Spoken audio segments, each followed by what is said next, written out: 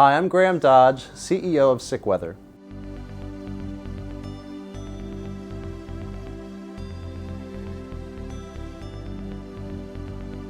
One of our most recent successes that we're really excited about has been our ability to now predict down to the week the peak of an outbreak. So building upon our previous successes of identifying the early starts of, let's say, flu season, or identifying a pertussis whooping cough outbreak weeks before the media caught on to it, we are now able to, through machine learning and forecast models, actually show you a 15-week forecast of what flu trends in the US are going to do over the next 15 weeks. And so this was our first flu season rolling out those models, which we've been working on for a long time.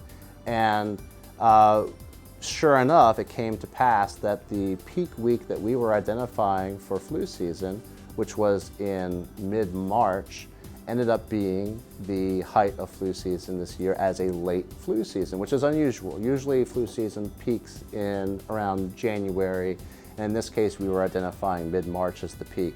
And so we got a little bit more publicity for that success as well. So we're really excited about the challenge of keeping that accuracy going with following outbreaks and continuing to explore other predictions for different illnesses, such as or even other chronic conditions like allergies, and being able to predict the seasonality in the peaks of allergy season, not relying upon pollen data or any other weather-related, environment-related data, but purely on the impact it is having on the people reporting these symptoms.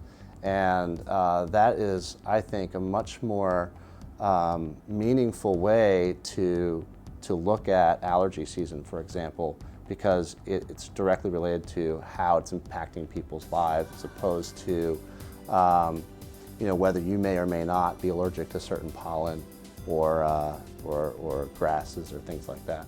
There's an expectation in the startup community to build fast and scale fast, and if you don't meet certain metrics by a certain time, in most cases the startup fails. And for us, it's been sort of an opposite approach that has worked for us, that I guess you could call it more of a slow and steady wins the race approach that is built upon bootstrapping the company early on and building a foundation among myself and my co-founders where we know even when there's no money, we're still going to keep working and we're still going to keep developing the company.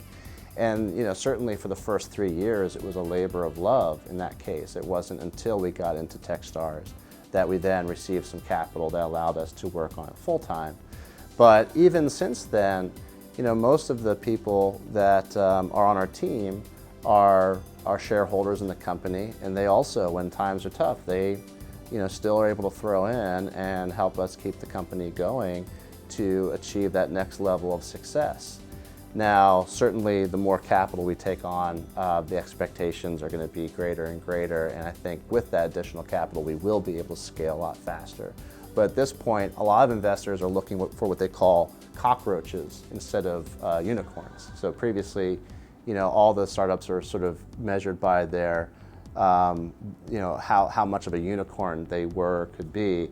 And now that a lot of those companies, never were able, they achieved scale, but they never achieved any kind of revenue, and so therefore they kind of fell apart, or in the process of doing that, or forced to exit or something like that. It's these cockroaches, which I'm still working on a better term for that, as we identify as that kind of company.